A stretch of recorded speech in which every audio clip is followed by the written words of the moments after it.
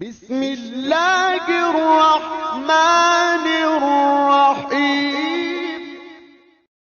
Nah, pertanyaan yang terakhir untuk Ustadz Abdul Somad, bagaimana pandangan Ustadz Somad? Karena ini punya kaitan semuanya.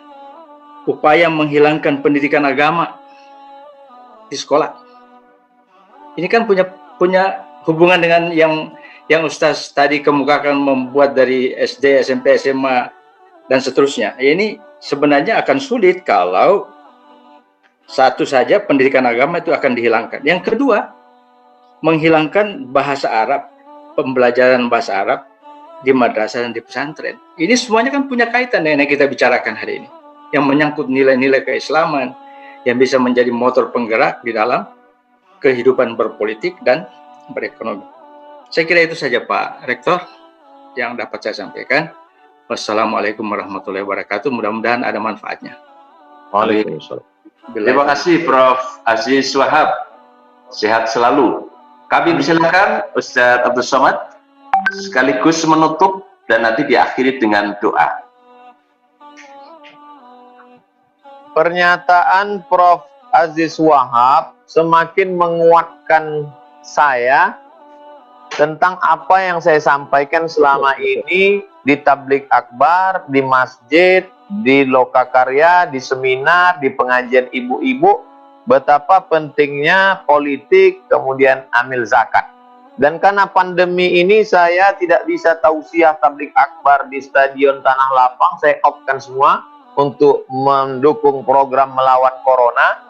Maka saya dengan 35 sahabat, alumni Azhar dan alumni UIN, kami membuat sebuah lembaga namanya Tabung Wakaf Umat. Lagi-lagi Tabung Wakaf Umat ini programnya 3. Pertama, pendidikan. Yang kedua, sosial. Jangan lagi ada anak umat Islam yang tidak sekolah. Karena bagaimana mengangkat harkat martabat pendidikan. Yang ketiga, ekonomi. Bagaimana tanah yang mati tidak tergarap, kita bisa garap dengan menjual program wakaf tanam jeruk nipis. Karena ini kebutuhan untuk kota Pekanbaru ini saja, satu harinya 1 ton. Dan kita bisa ekspor. Tapi ini program panjang. Karena kita perlu tanahnya. Tapi kalau tidak kita mulai, maka saya mengajak tokoh masyarakat, alim ulama, bekerja sama, ta'awanu alal birri wat taqwa. Kita sudah lama tahu ayatnya. Tapi bagaimana kita mengaplikasikannya dalam bentuk sebuah gerakan, yaitu gerakan wakaf. Nah, lalu kemudian tentang penghapusan pendidikan agama Islam, penghapusan bahasa Arab, perlu kita pahami setiap ada sesuatu keputusan yang kontroversial, dia selalu bermata dua. Yang pertama, pengalihan isu. Yang kedua, test case. Termasuk RUU HIP. Ketika umat Islam diam, maka dia akan berlanjut. Tapi ketika umat Islam ribut, heboh, di sekolah, kemudian di acara pengajian, kemudian ormas-ormas ribut, maka biasanya pemerintah, anggota legislatif akan mengurungkan ini. Begitu juga dalam kasus ini. Masalah pendidikan agama dengan bahasa Arab, melihat bagaimana respon. Kalau masyarakat diam, maka ini akan berlanjut. Tapi kalau masyarakat, jangan lupa, tokoh masyarakat, alim ulama, kiai, ajengan, ustadz tentu mesti bicara. Karena dalam demokrasi, berbicara itu ada dua. Berbicara melalui parlemen, orang partai, anggota dewan, tapi ada bicara di jalan. Berbicara di jalan dalam dunia demokrasi itu dilindungi, karena itu bagian dari demokrasi. Maka kalau ada orang mengatakan, kita demokrasi, tapi unjuk rasa itu tidak benar, maka sesungguhnya tidak demokrasi. Karena menyalurkan aspirasi ada dua jalan. Ketika satu jalan buntu, maka jalan yang lain itu benar. Selama kita tidak melakukan hal-hal yang melanggar hukum. Melanggar hukumkah kita ketika beberapa waktu yang lalu, umat Islam marah, tidak ada satu rumput pun yang rusak.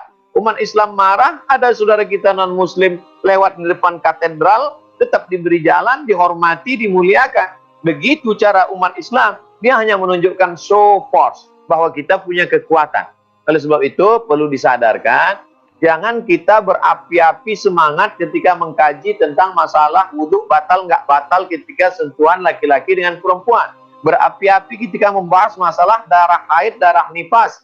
Tapi kenapa api kita padam ketika membahas tentang masalah pentingnya pendidikan agama, pentingnya masalah bahasa Arab. Nah, saya dulu beberapa tahun yang lalu mengusulkan kepada salah seorang bupati, mumpung Bapak punya kekuasaan, coba masukkan 5 pelajaran agama ke SMP.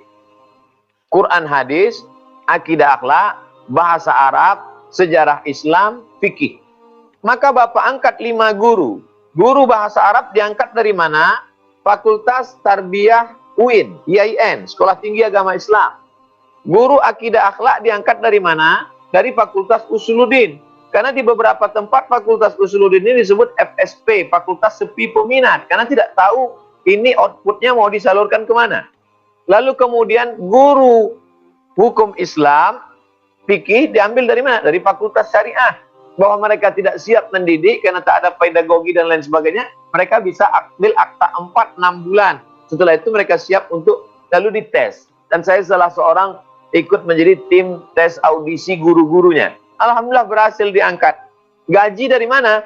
Ini kaitan dengan Profesor Aziz Wahab tadi. Gajinya dari Basnas. Karena APBD tidak sanggup. APBD terbatas. Ustadz membangkitkan semangat umat, berzakatlah, berzakatlah, selamatkan anak kita dari narkoba, selamatkan anak kita dari pergaulan bebas. Gaji guru bisa, sekolah jadi full day, yang selama ini pulangnya jam 1, nanti sorenya dia akan diberikan dengan pendidikan tadi.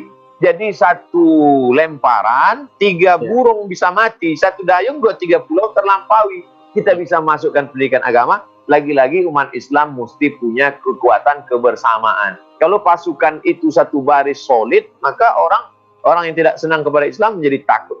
Saya kira bagi orang yang pengecut, apa yang terjadi hari ini menjadi sebuah ketakutan.